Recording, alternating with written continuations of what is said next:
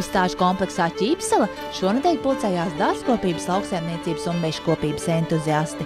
Šeit sastopam ezeriņu saimnieku Aivaru, kas uz Rīgu atvedis savus akmens lolojumus. Šogad ir sauguši dārzeņi. Ķiploks, vīnoga, ābols un, protams, tie lopiņi, kas viņus var apēst. Bez stāsta nav produkcijas. Bruņuruputis, tas nes naudu mājās, zirneklis mājās uztur kārtību, pūce, gudrības simbols, skudriņa čaklums.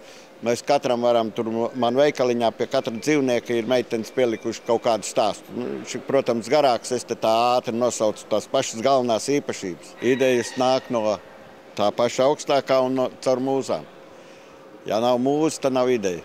Lielākā patreiz stāv eglē violniece, 2,80 m, bet tāds gigantisks darbs, kas nav gan akmens, bet ir visādas citas tehnoloģijas, stikloplasts, metāls un lamināts ir zirneklis ezeriņos 5 metru augsts. Viņš ir lielākais pasaulē.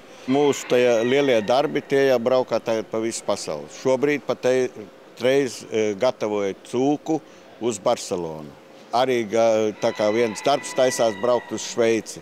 Nesen aizbrauc uz Vāciju. Tagad mums ir jaunais trošu zāģis, tā kā mēs izzāģēt varam kolonu. Šie krēsli ir zāģēti visu uz trošu zāģi, tā jau ir tehnika, un mēs tikai esam pulējuši.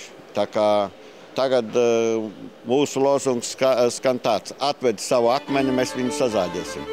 Esiet gaidīti ezeriņos, Pārgaujas novada Stābes pagastā, kā arī Rīgā amatnieku tirdziņā Egle netālu no Rācnama. Un noteikti ieskatieties arī mājaslapā www.ezerini.lv.